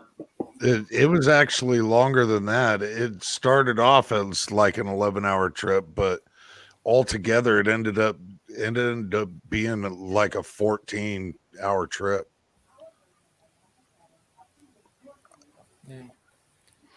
And Matt there, he flew out here, so Well, Yeah, there's that. I only brought pistols then, but I have a new case now. I have a new Pelican case, cargo case that I can put my armor, a rifle, belt, all that stuff in for flying now. So Yeah, problem with that is it takes up your baggage. Then you gotta pay extra for your clothes and stuff. the Southwest is 2 bags free. I The only think thing I extra, the only thing extra I'd probably have to pay is maybe an extra weight because I think it's 75 pounds is the limit. So, you figure rifle, pistol, mags, ammo, armor, belt, things like that. It's going to be more I than don't 75. think I would mind living in Austin, Burnaby, but I would like to go visit before I made that decision. Supposedly, Austin is a super liberal city. It is. Well, that's where uh, University of Texas is, I think, ain't it, Uncle Dan? Uncle Dan, Ohio is about 22-hour drive. And it's the home of Alex Jones. So, there's that. well, you got this other guy. You got a lot of people from Ohio, some famous, some infamous. It's kind of like me, famous. Then you got bad, infamous. Ohio is the home for some of the most well-known astronauts and pilots. There's something about that fucking state that makes people want to fly the fuck away from it. What state is that? Ohio. Hey, come on now. Chuck Yeager's from West Virginia. Yeah. Well, we've got Kira Shilokudo out there too. He's got 22 acres in Tennessee. I know he's talked to me about it in the past too, but he's been thinking about doing something out there as well.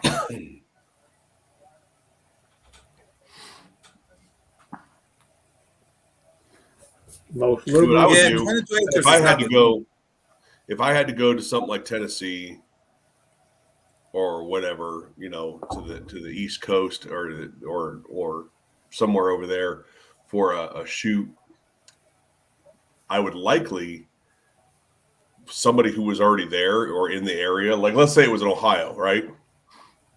I would just get 1,000 rounds or 2,000 rounds shipped right to Daniel's house. Never And then showed up, buddy. Sorry. and then all I'd have to do is fly with my guns. I was gonna say you need to find someone a little more trustworthy than Daniel because you'll get there and that box won't exist. Well, I probably wouldn't use it because it'll be steel case. Oh yeah. Yep. But yeah, then I'd just fly. Then I would just fly with my guns. You'd still sell it though on the black market. True. That's something I was talking about. True Shot Gun Club when I was talking with them over the weekend, doing their facility tour. They said for like my training, they said if I want to add ammo into part of the training course instead of them supplying their own ammo, part of the price of the training, they said they'll just drop ship the ammo right at the training location if I want them to. That would be a very good idea. See, that's nice right there. Can't go wrong with that.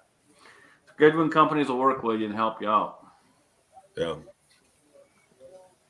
But then you'll have these people. It's like, I don't want to put steel ammo in my Glock. It'll hurt it.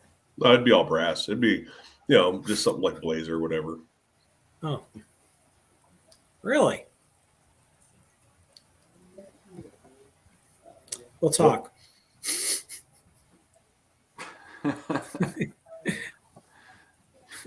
Yeah, I just got. Come on, get out of there! I just got another case of it.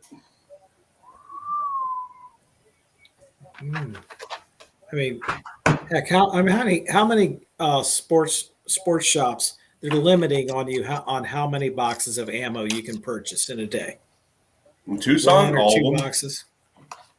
Yeah. So if you can get a pallet of it, just think how popular you would be at the gun shows. I can go right up to True Shot Gun Club and buy a pallet of 9mm if I want to. Yeah, how much? Dealer price, I think. Well, what does that mean? How much around? Well, I'm gonna have to talk to him.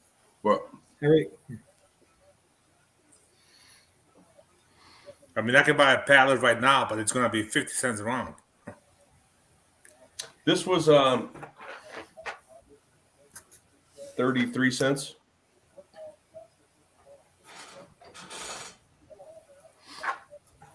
I mean, you can find them online for around that price. No, that's at there. That was at their shop.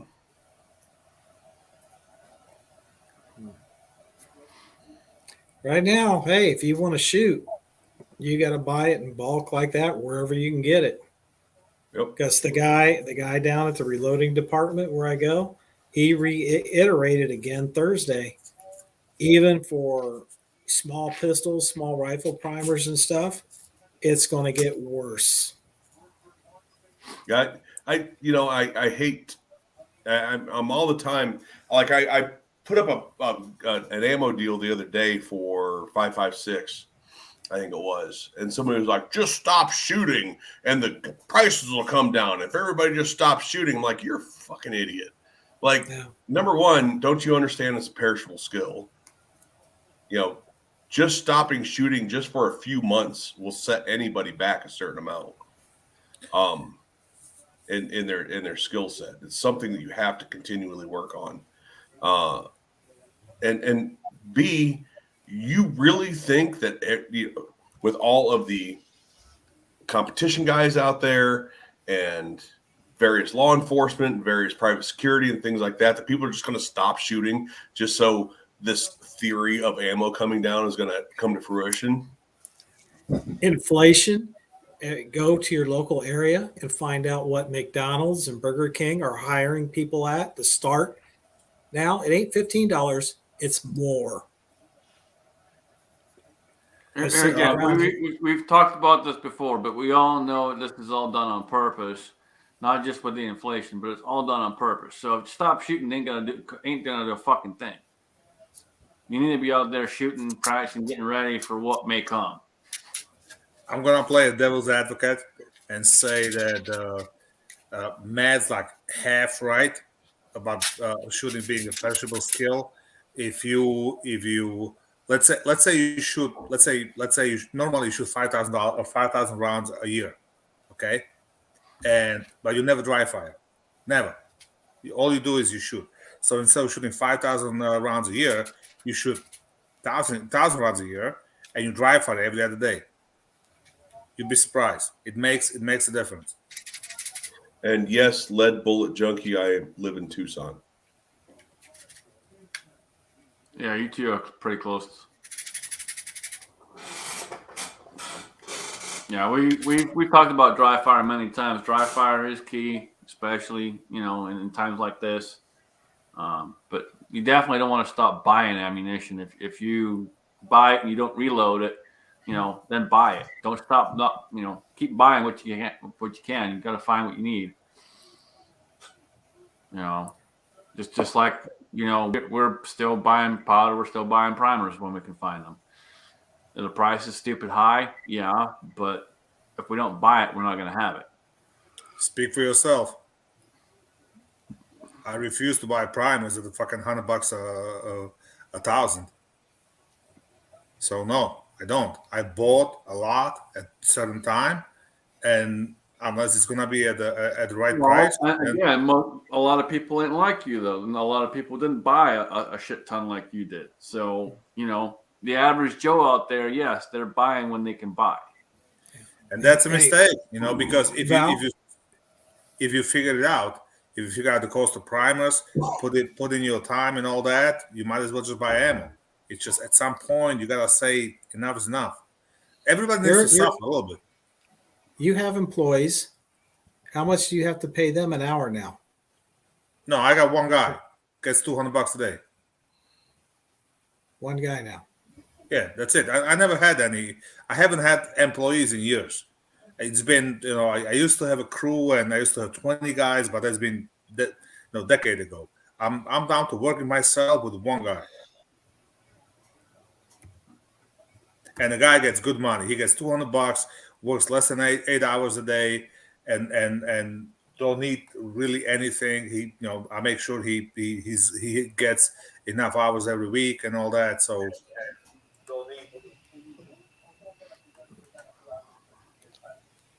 All right, then. Well, just swing by McDonald's and see how much it costs for a yeah, I can meal I can now. care less about McDonald's. That shit is poison anyway. You don't. So Yeah, you don't have to buy it. Just look at the price compared to where it was. Everything is going up. You're going to see hyperinflation. The economy is going to get wrecked. It's been getting wrecked. I know I bought a freaking 6'4" Hemi when the gas doubled in the price. So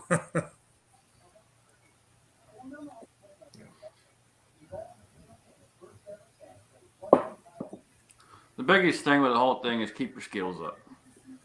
No matter There's- what, keep your exactly. skills up. There's different ways you can keep the skills up. Dry fire is a big deal. I chopped off half my goddamn finger trying to practice my reloads and missed the gun altogether. So, there's ways you can improve yourself. Yes, I mean live fire is the best, but you know what? There's ways around it, even with a rifle. No, Matt, it's not like you're practicing freaking 1,000-yard shots all the time, right? I mean, whatever you shoot in like a realistic distances. Yeah. Yeah. Yeah. I'm not out there trying to shoot long range, long distance shots or anything like that. That's not even anything that I'm interested in doing. No, but yeah, I mean, just to just stop shooting altogether because you think the ammo, not anybody here, but that guy, because they think the ammo prices are going to start going down. It's just, Yeah, but 90% of your skill is gun manipulation. Okay, Yeah. you're dropping your primary, going to secondary, and all that transitions. Rolling on the ground, whatever the hell you do, and all that stuff. I mean, you can do 90% of that without actual live firing. You can do it with dry fire. Oh yeah. No, absolutely. Yeah, you can do all the transition stuff, reloads. It's pine corners, getting behind cover and concealment, stuff like that. You just got to be creative at home, or even out on a range that you're on and just not do it live fire. Yeah, it's just got to get creative. Yeah, And I mean, so that's what I'm saying. If there's a will, there's a way. So yes, maybe stop buying so much ammo. Stop feeding the machine that requests all that price increase, and maybe just maybe things will change. The point that Matt's trying to get across, and he's right, it's not gonna fucking change because everyone stops buying it. It's not gonna lower prices. That's not gonna happen. Well, We've it's like this. We've seen this shit happen in the past before. Not to this extent, but we've seen it happen in the past before. Just because you stop buying ain't gonna make a fucking difference. so two things. Number one, reloading from the hot pot. Yes, I'm from Finley. Two, if there was a limited supply of ammo, this is of course subjective evidence. If there was a limited supply of ammo and these companies were 4 shifts, 24/7, trying to squeeze an extra day of the weekend and all this other stuff to manufacture enough ammo to just feed the desire right now, then fucking Federal wouldn't have had time to come out with some stupid 30 caliber round. So what does that tell you? that not buying in order for the supply to build back up has nothing to do with prices. All right. One thing that affects prices is market. How many new gun owners do we have nationwide in the last couple of years? People that have never owned a gun before in their life. Well, and I've seen them in the stores. OMG, I Go wish on. you guys can Oh see what I'm well, looking at. XYZ. That's not very expensive for that. And I'm like, you guys obviously are brand new gun owners. You have no idea what the prices were 2 years ago. Honey,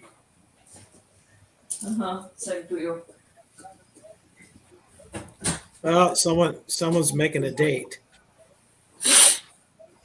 It wasn't an insult. That was a request.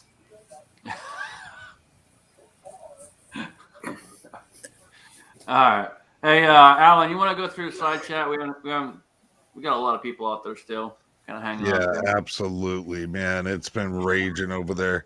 Anna Lee Brown, Burnaby Sanchez, Chris from the 740, Curious Yellow Solar, Fuzz 4K, Garage Guy at 79, Mark Thomas, Mr. Hot Pot's Hot Shot, New York Outcast reloading from the Hot Pot, Shooting with Uncle Dan, Uncle John. Yeah, it's been raging over there. Idaho Rogers USMC.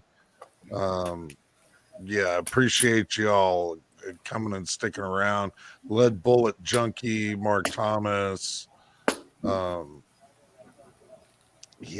it's been going awesome out there tonight. So what's happening your way, man? You haven't said a whole lot. What's been happening your way? You doing okay? Oh yeah, absolutely. No, I'm kind of looking at a different avenue on things right now. One of the things that I'm starting to look into is comms, and I know, like RTT, he's got quite a bit of experience with some of the comms that I'd be looking at, but it just hasn't been one of those topics for this evening. And also looking to change up some of the some other of my gear as well. Get rid of some of the actual steel in the plate carriers. Go up to like a Spartan ceramic level 4. That way it's that changes things up quite a bit. But lately, this week, I've been starting to look a little bit more into comms. Those are fun. And so, and I don't know shit about what I'm doing. There's all this mixed misinformation all over YouTube about different devices and so forth. And what you can and can't use, but getting away from some of the actual steel that's in the carrier now and getting to a ceramic, that's got to happen. I'm just it's Matt, just Matt has the LA police gear right there in front of him. And I'll tell you, I went ahead and picked up a couple of those last year to get away from the steel plates and get into the level 4. And it dropped the weight dramatically on my rig, which I already knew it would, but it was quite a bit. And those are nice plates, and they were a really good price when I bought them. LA Police Gear and some other places out there too, constantly having sales and stuff like that. So you're just keeping an eye on it, really, and you'll see. So, how come you never brought him down to do any videoing on him? I didn't buy an extra one to shoot it. No, you don't have to shoot him. It's like just bring him down. I can bring them down next time. I'll bring down the rig. But I ain't leaving it there, would you? Once it's here, it don't go out the property unless it's my say so. Hey, Scotsman, where's your pocket knife? So something like the LA Gear plates. What are you looking at for like those LA Gear plates? Right now they're 129, 129, I think, for level 4. single curve, and 99 or 109, something like that, for the level 3 ceramic. It's not a bad price. No, and they run. I forget what I Hold on. paid. I think at the time when I bought mine, I think they were $120 for a set. For the set? They had a special sale. Yeah, it was a crazy sale they had. Yeah, because the cheapest I've seen the level 4s were $90. And that usually happens once a year, twice a year, something like that. It was some Like crazy 30. price. It's been a while since it's been almost a year since I bought them. It was a crazy price though. Yeah, the I was the gonna body do a armor I'm giveaway giving on my away. channel, and Scotsman said he doesn't have a microtech, so I felt bad and wound up sending him a knife that I had for the giveaway. And then I called Rick. He just discovered. I'm like, Rick, I need another knife. So he sent me this. No, check this thing out. I mean, green, black, tanto, partial serrations. Like now, I'm like, I feel bad. I don't want to give this away. I want to keep this. Like such a beautiful blade. Microtech all the way. $6 and it's sharper. Is that wait? Is that the one that has a tool in the back of the hand? No. Oh, you missed my chat. The one I carry in the work is a Milwaukee knife like that, but it also has a little screwdriver in the back. Yeah, I've seen those. Yeah, Yeah, one of the you guys need- at you work need that. has one. Uncle Dan says $189 for a set. Okay, I knew it was under $200. Yeah, It was a really good price. I remember that. It's been a while since I bought them. yeah. I'm giving away a set of body armor here pretty soon for Patreon, and it was a deal that I posted 5 months ago or 4 months ago, way before Christmas. And come and take an armor. Of course, it's steel plates. It's AR500 with the spall coating on it. But it was $79. I want to say it was $79 or $90 for the plates and carrier. And I was like, wow, I can't pass this up. I bought it just to buy it. I figured I'd do something with it. And, even if it's just a spare set of, a spare carrier. And, you know off the top of your head, Matt, what the weight is on those? I forget. Those are I would say they're like 5.5 pounds a piece. Okay. Versus Yeah, steel. like Spartan. Spartan's got level 4 ceramics, and they're just about 7 pounds a piece. Yeah, maybe they're a little bit heavier than that because steel is around 9 pounds a plate. And I want to say that I dropped the weight in damn near half, but I could be wrong. No, I'm gonna say you're probably pretty close because I know when I switched mine out, it dropped probably at least. I'm gonna say at least probably 10 pounds, if not more, easily. Hey, Jamie, are you like me and you're thinking, I ain't wearing no 20, 30 pounds extra. I want to be hiding somewhere. And if there's too many there for me to shoot all of them, I ain't going to shoot. I want to be hiding. There's 6.5 pounds, not 5.5. I just looked it up. That's kind of what I was thinking, Daniel. About yeah. Yeah, them young pups could blow out their young, run and gun. So yeah, if you're looking at, we'll just call it 7 pounds a piece, an extra 14 pounds on the frame. And then with everything else that you're adding to the plate, as long as you're not just redonkulous with it. But that's another one of the things that I've been looking at is comms and adding comms to the set. There's just a couple of people in my area that I would affiliate with and would even need to have any kind of set of comms. And I mean, everybody and their brothers like running those Baofengs. Are you still running them Baofengs? Yeah, so I have a Baofeng here in this pouch with an antenna relocation kit going all the way around the back to here with this unfolding antenna. And then I have another push to talk. It's not on here right now, but a push to talk that's normally on my carrier here that then goes into my ears. You know, my headset plugs into with the microphone. But it is not on here right now because I went to a lighter. I went to this carrier or this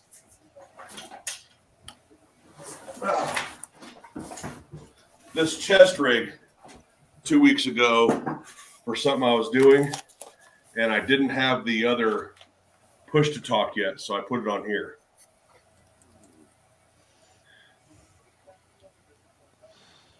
Right.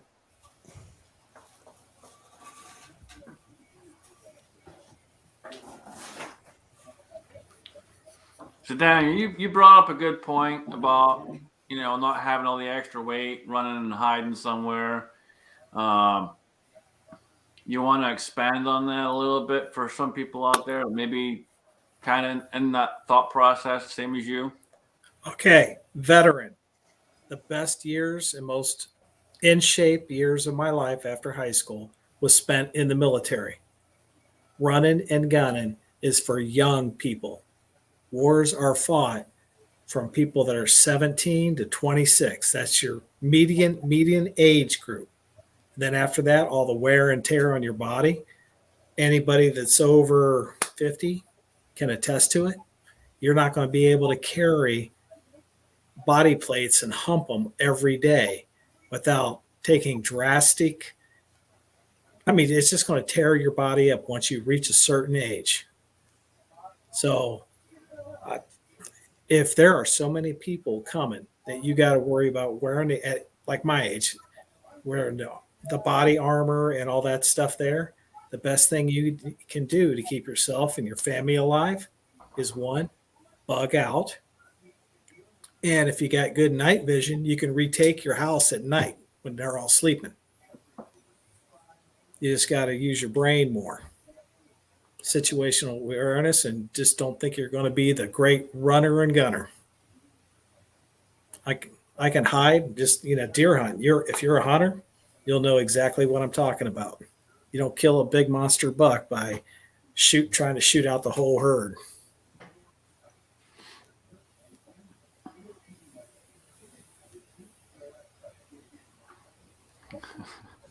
Uncle Dan's calling you out. Uncle Dan, I know quite a few people that are like that. They get in the best shape of their life because they didn't abuse their bodies as bad as like I did when I was young. And now they're old and they have great bodies. Their joints work. Their back is not broken. They can go out and do it. But like I said earlier, I mean, the people in the military, they're a really young age group. And the military takes the best years of your body's life. Okay, I kind of have a problem with that. You're a glorified seamstress in the fucking Navy. How the hell did you abuse your body? Did you have to hunch over the goddamn sewing machine? Like, how the fuck did you fuck up your back on a goddamn battleship or whatever the fuck you were on while you were sewing your parachutes together? Please explain. Hey, you know Please what? You know, you got to remember one thing. He was in the Navy. Well, but he talks like he was a fucking Navy SEAL. Meantime, he wasn't even a SEAL. We know. I never said I was special forces or anything like that. He was generally in the military. But you got to remember the Navy, and what did the Navy do a lot? The Navy go like this a lot. So you say he spent a lot of time on his knees? Okay, Scotsman, you weren't in the military. I was. I can still make fun of you. You were on the other side. They didn't even let you carry a gun. And I had two guns. What, infantry? They ever give you any bullets? No, I was actually a radio guy. and that's the one they told us to shoot first. So, Well, I see you shooting, so I'm not worried. Oh God. At 44 years old, which is how old I am, I regularly hump several miles in body armor. It's one of those things that, especially if you wear the armor correctly, it's not nearly as hard on your body as one may think. at 44, I was able to do that. Well, and that's one of the things that I'm looking at. I honestly am like some of the worst shape of my life. But ounces equal pounds, right? So I'm looking to shave a little bit off of the kit, just so that I can not kill myself immediately. Yeah. I mean, coming from someone who's got a bad back and stuff, cutting weight was a big thing for me. It wasn't terrible, but it was heavy enough to, if I had to run around with it for a while, it wasn't going to last long. So cutting that weight in half pretty much was a huge deal. Well, and that's the only way you can gain weight is by putting steel on you, right? Yeah. Actually, it's funny. In the last couple of years, I actually gained 10 pounds. So, there's that. Well, it's That's been a just couple because of the years beard got since you longer. shaved. Yeah. It has Now, been a couple of years since I shaved. That's correct. And the 10 pounds is probably right here. You're probably correct. All right. This stuff's still going on in the chat room here, and I am not going to claim any stolen valor as far as what I did in the military. What I did when I was in junior high and high school, that's where I put the major wear on my body. I ran a 405 mile. I was into wrestling like crazy, into wrestling and a lot of sports. And if I would have joined the military right out of high school, my career would have been different. But my first tour in the military, my first tour in the military, I broke my back on a dirt bike out in Nakatia Wells on the northern part of the Baja after drinking a lot of beer. And then I went into medical and they didn't even x-ray it. They sent me home. I went home with a broken back, and all I got was 2 weeks of light duty, or 1 month of light duty and 2 weeks of bed rest. So that's why I'm messed up. Let me get this straight. You did the stupid shit in the military, and you're blaming military for that. The medical, they didn't even x-ray it. Okay, I was 17. I was big in the bodybuilding. I was popping steroids. I was doing every goddamn thing just to get bigger. Here I am. I physically worked all my life. All my life I worked. I was a framer for over 20 years. That's a lot of goddamn fucking lumber carrying back and forth and whatnot. Last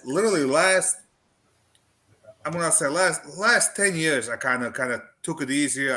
I had the guys to work for and whatnot, and I went back after I turned about 44, 45, kind of fighting everybody and working myself with one or two guys. And I'm still working to these days. Yes, I run the excavator, but at the same token, I'll climb the roof, I'll frame the house, I'll frame the deck. And you know what? Knock on wood, I did a lot of stupid shit in my days, but I never did any stupid crap with the dirt bikes and all that, thankfully. Never broke my back, never broke a single bone in my body. That could have been because I drink a lot of milk. But I got almost 50 years old. I don't have a bad back. I don't have a bad knees. I can still run. I can still climb. I can still do a lot of shit. I can do a lot more shit than my 21-year-old kid. Hey, when I was 50, I could still do that. Right. You're like, what, 56? No. You just fucking jinxed yourself. You're going to fucking break something now. Yeah. Yep. Yeah, I'll break Daniel. Right. Oh, God. Yeah, but to be fair, Daniel, to be fair, when you were 50, If you were to go into any sort of combat, it still would have been spears and shields. That's Jamie. Wrong guy. No, no, Jamie, no. brother, you think That I'm was gonna let you get away with rocks. it? So Matt, I'm kind of like agreeing with my buddy Idaho. I want to be out in the open. I just, if frankly, guys, the chances of this crap going on is probably slim to none. But if it does, there's going to be two things that I'm going to do. I'm going to either try to get out in the open so I can see them coming and have a fair shake. I can move around a little bit. I can move and I can shoot. Um, my objective would be to knock them out before they got close enough to be a serious threat. And Matt earlier said he had no interest in shooting long range or anything like that. I do, and that's probably why I don't want to have to pull a pistol on somebody. And anyway, this Well, is no, the thing for me. you bring up an excellent point, Jamie, because if they get that close to you, then they can technically get close enough to take your weapon from you. And unless you're trained in some other form of combat, you're going down. well, that's why age and treachery will overcome youth and skill every time. We're going to make sure Because the young guys have the good equipment to patrol in, to watch out for those longer distant boundaries, but also where we can hang back and play long range shooter. yeah, and we're not going to be by ourselves. I mean, if my objective is to protect my family, and that's what I'm going to do. And if it means that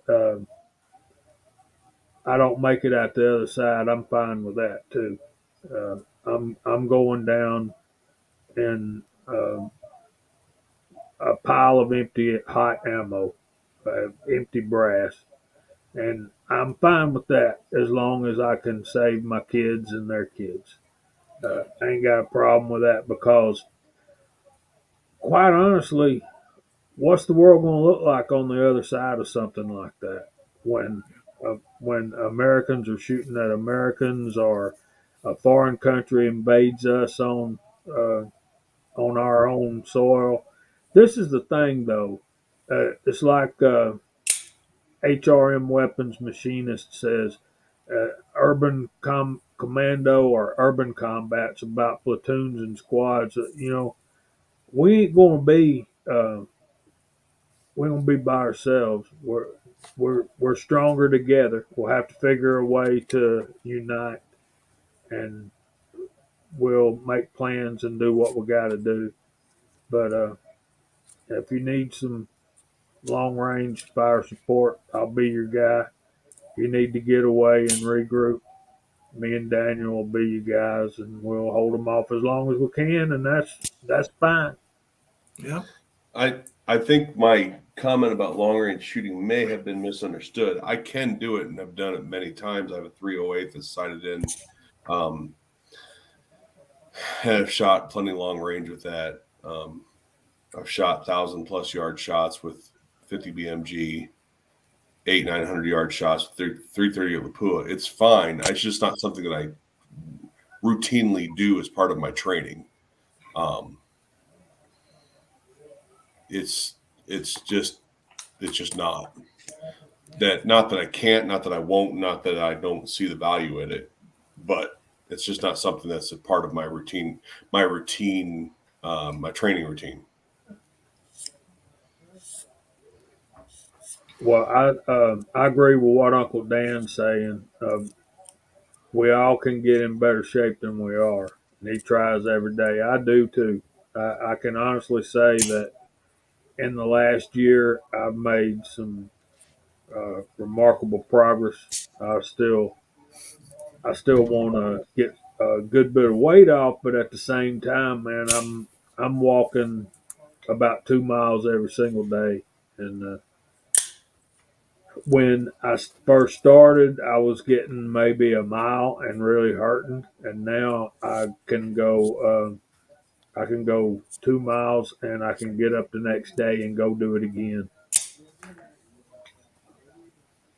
Here's the biggest thing is, and my boss told me this years ago, and this is how I've always lived by. Keep moving. If you can get up, you can stand, you're going to work. There are no sick days. If you can get up, you can move, get your ass to work. No. Exactly. Idle mind is a devil's playground. My mom's 75 years old. She still works. She still drives. She just called me like 15 minutes before the chat, and she just keeps herself busy. My father passed away at 74, and he wasn't doing shit since he turned like 65. Yeah, you gotta keep moving. You gotta keep the moving. the Keep that body and the active. mind. You gotta keep it busy.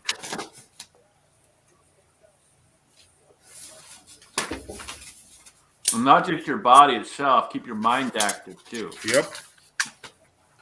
Get out there, read, learn, grow.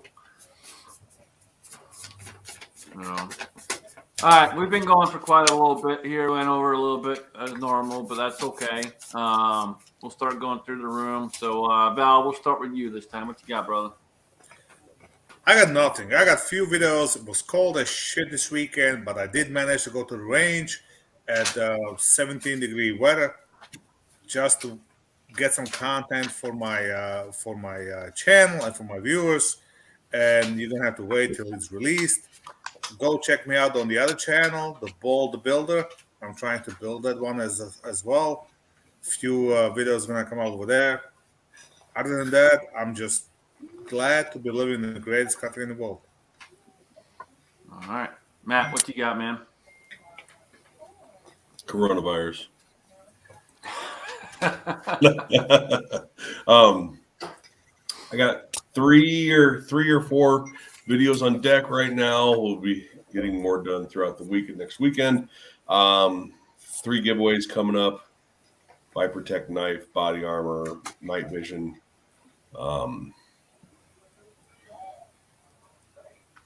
Yeah, not Microtech. Vipertech, not Microtech. Vipertech. But Vipertech, OTF, body armor, night vision giveaways coming up pretty soon. Other than that, not a whole lot. Okay, awesome. Well, it's good to have you, man. Appreciate you jumping on. Jamie, what you got, dude? I started work on a new video. I'm gonna do a shotgun video, just showing stuff that I got to do shotguns with, and I'm not going to be doing any reloading for shotgun videos or anything like that. Just a rundown, and I've got 2 more planned, but I'm kind of like a Baldwin up there. I'm probably not going to do them, but yeah, I got a lot of stuff on my mind. But I hope y'all come join us on Friday nights over at Georgia Shooting Connection channel at 8 o'clock.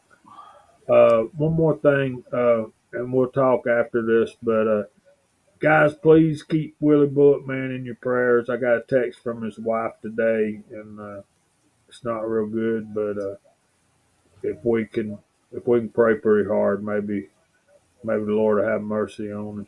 So thanks, guys. Thanks for having me. Sorry I was late, but hanging out with the boys. That's all right. If everyone out in the side chat, before I go to Daniel and Alan, before we get off of here, we are going to take a shot for Midas. So if you're out there and you haven't filled a glass, go fill a glass, because we will be taking a shot for Midas before we end this chat. Daniel, what you got? Oh, let's see here. I'm getting into my editing a lot now, just trying to make things more interesting and just doing the things I love. What Scotsman was talking about, keeping your mind busy and getting out there and do what you can to stay active no matter what age you are, is the most important, because you don't want to give up. you just keep on going. And hey, Absolutely. thanks for having me on. Always welcome, man. Always good to have you. So we're gonna kind of go a little in reverse fashion here, since A. Baldwin doesn't have his camera on, and probably isn't gonna take it out the way it should be. So, A. Baldwin, what you got, man? I got Or are you gonna turn your camera on and take it out the way it's supposed to go? Yeah. There you go.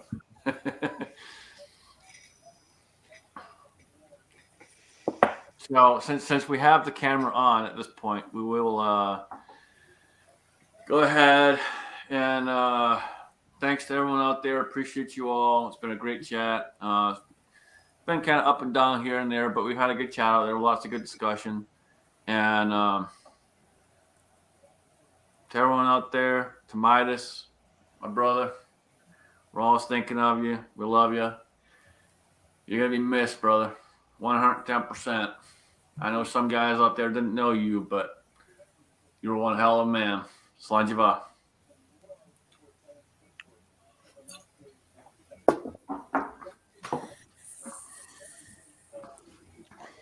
All right. With that being said, Alan, take us out, brother. Oh, man, yeah, I hadn't heard anything about Willie Bullet Man yet. Like to find out a little bit more about what's happening there after chat. And yeah, we've lost a lot of good people here on YouTube, and we lost an absolute great one this past week. We all loved you, brother. Thank you, Midas, for doing you. Thank you, everybody, for joining in on the side chat. It's been an absolutely epic over there. Phenomenal panel as usual. I appreciate every one of you gents. And as usual, keep the magazines loaded and one in the chamber.